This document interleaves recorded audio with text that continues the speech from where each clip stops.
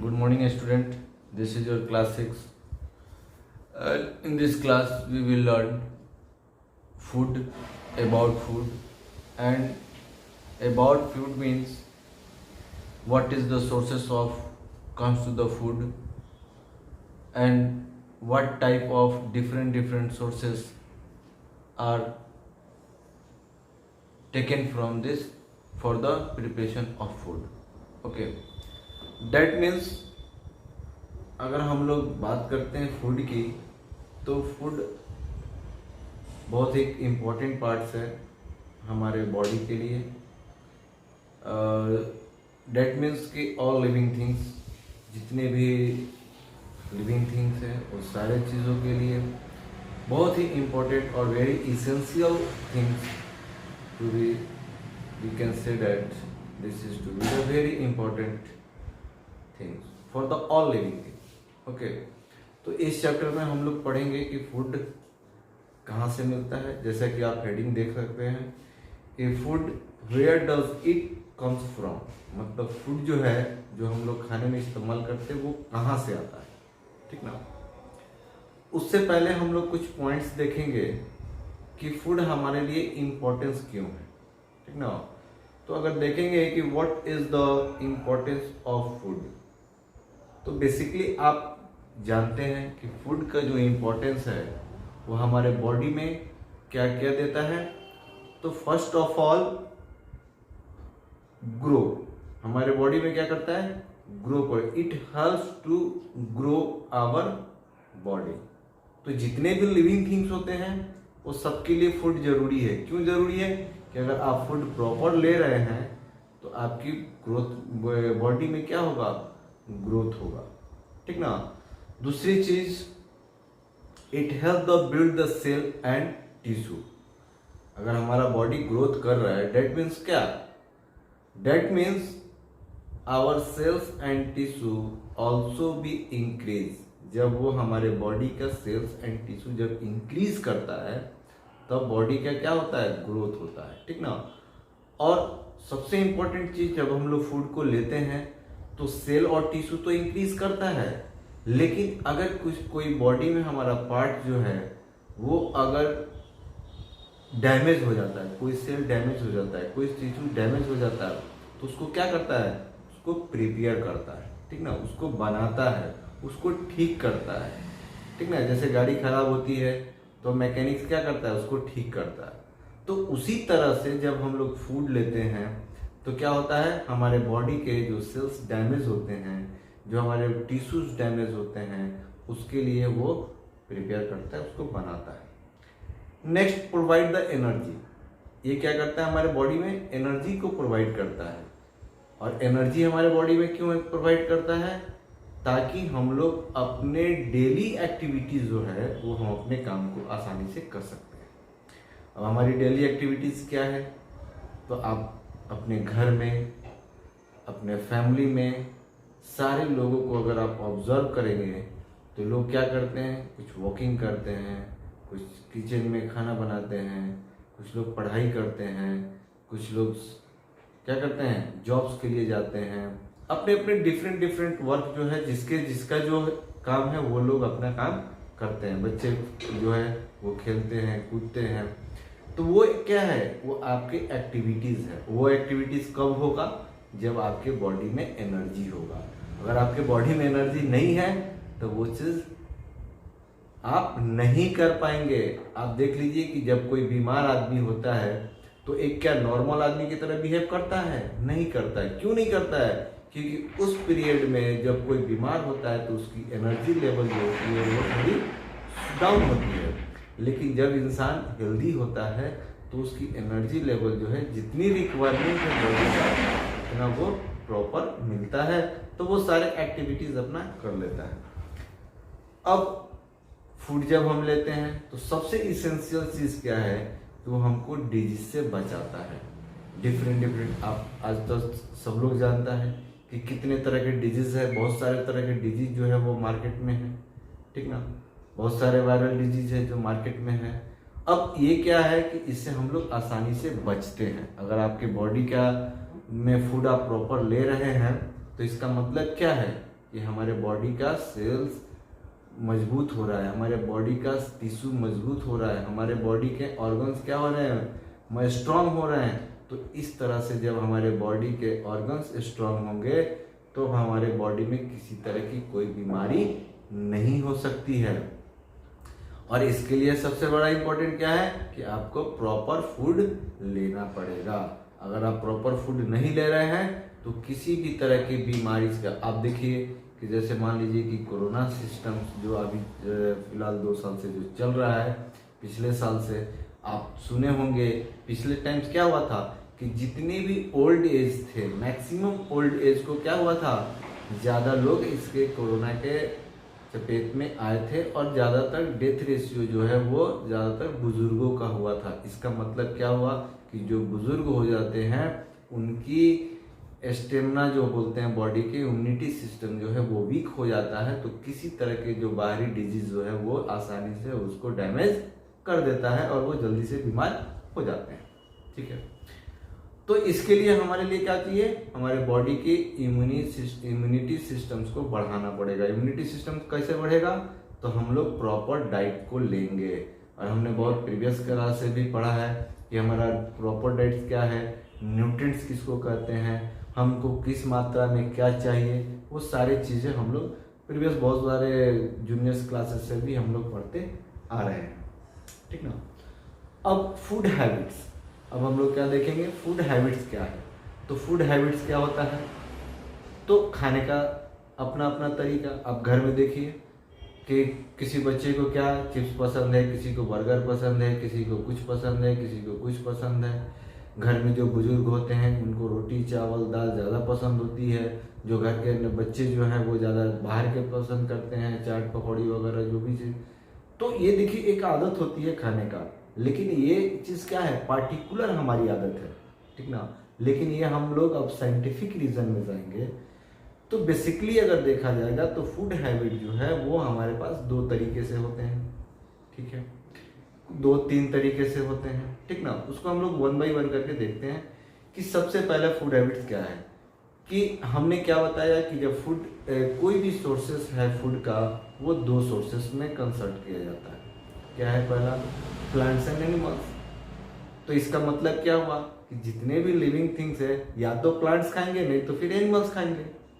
तो अब उसको कैटेगराइज कर दिया गया। क्या कैटेगराइज किया गया कि दोज एनिमल्स टेक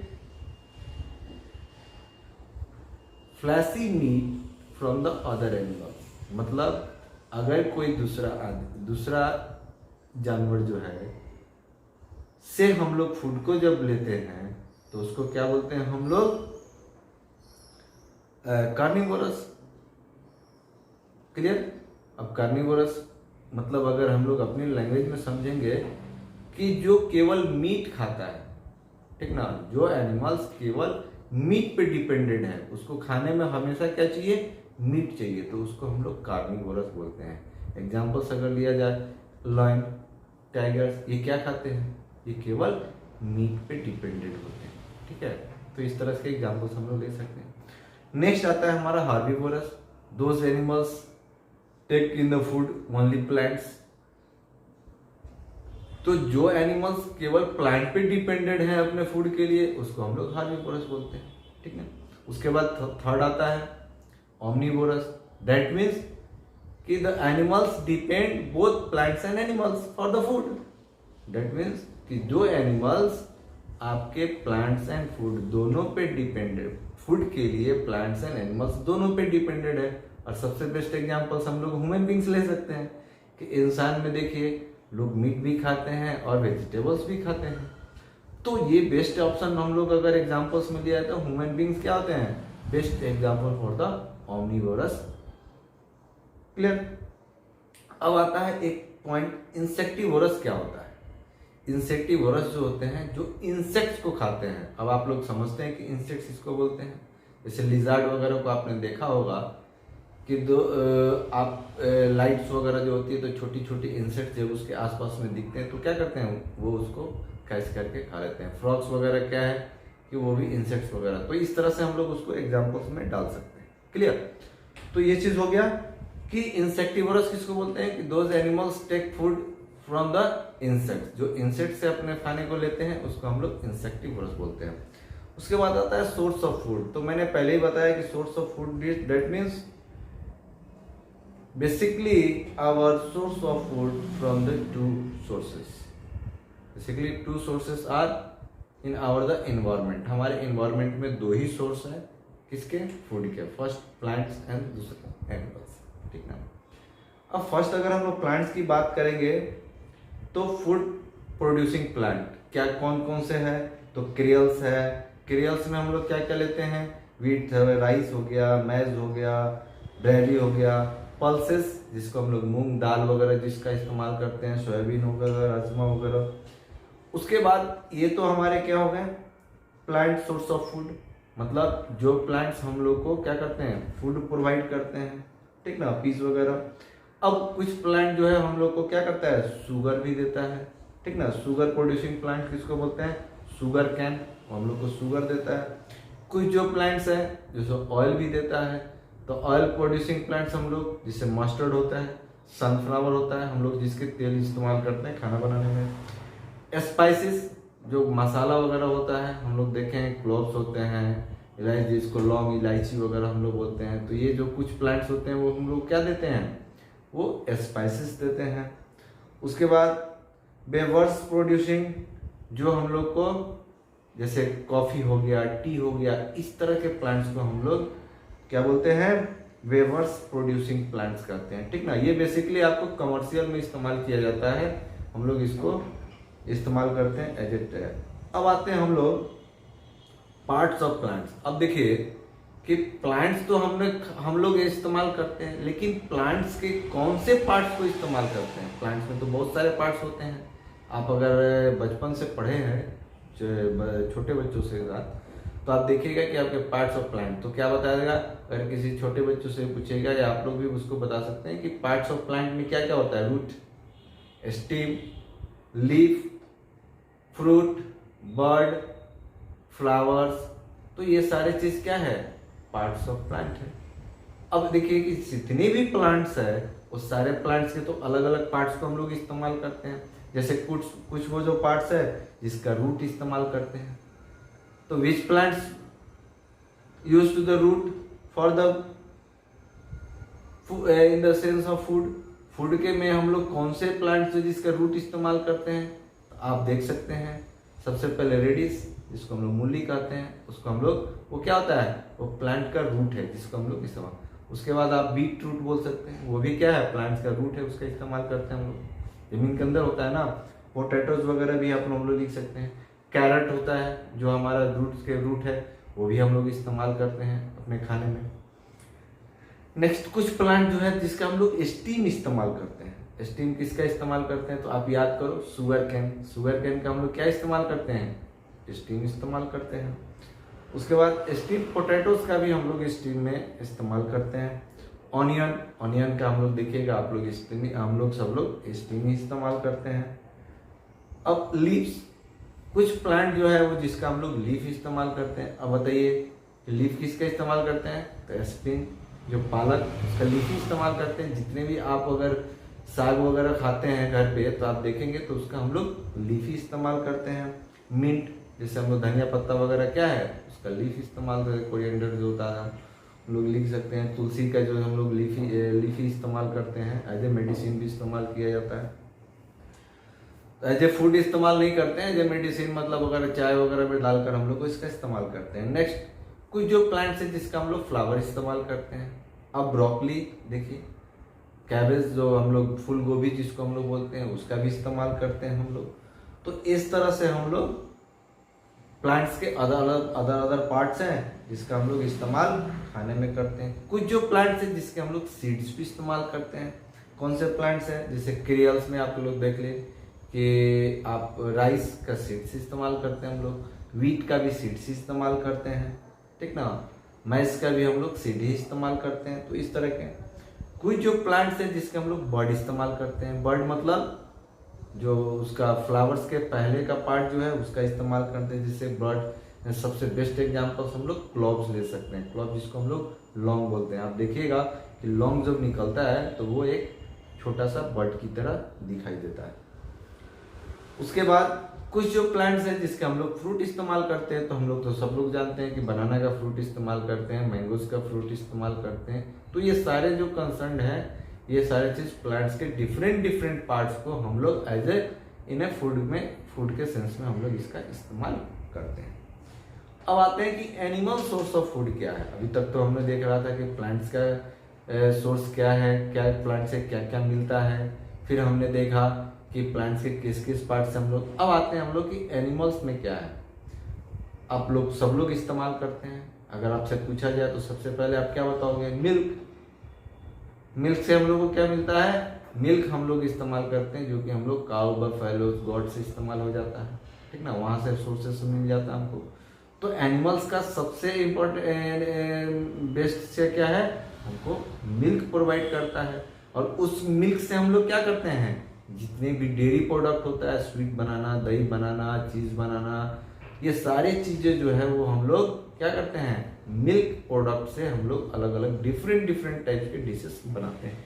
ठीक, कुछ जो एनिमल्स हैं वो हम लोग को एग प्रोवाइड करते हैं। कौन प्रोवाइड करता है जी? हेन एंड डॉग। दो एनिमल्स हैं जो हम लोग को क्या करता है, एग प्रोवाइड करता है। तो ये भी हमारा सोर्स ऑफ एनिमल्स ही होता है। उसके बाद हनी, हनी भी हम लोग को मिलता है। कहाँ से मिलता है? हनी बीज के द्वारा मिलता है, ठीक ना, उसके नेक्टार से हम लोग को हनी बीज मिल जाता है। नेक्स्ट अगर हम लोग मीट की बात करेंगे तो कुछ जो एनिमल्स हैं वो हम लोग को मीट भी प्रोवाइड करते हैं। जैसे मान लीजिए कि गॉट से हम लोग मीट लेते हैं, शिप से भी हम लोग मीट ले लेते हैं, आपका हेंस में से भी हम लोग मीट को लेते हैं। तो इस तरह से हम लोग कुछ जो एनिमल्स होते हैं जिसके हम लोग मीट के इस्तेमाल करते हैं, वो फैलो वगैरह का भी है, ठीक ना। तो ये सारे चीजें था जो एनिमल्स के द्वारा हम लोग को सोर्सेस मिलता है और इसका हम लोग इस्तेमाल करते हैं। तो अब नेक्स्ट होता है हमारा कुकिंग। कुकिंग क्या है? Cooking is the process. Cooking एक प्रोसेस होता है जिसमें हम लोग क्या करते हैं कि जो रॉ फूड होता है, जो रॉ मटेरियल्स होता है फूड का, उसको हम लोग क्या करते हैं, प्रिपेयर करते हैं, उसको हम लोग पकाते हैं, ठीक ना। तो इसको अगर डिफाइन करने के लिए अगर आए तो it is the process by which the raw materials item can be made more delicious and tasty.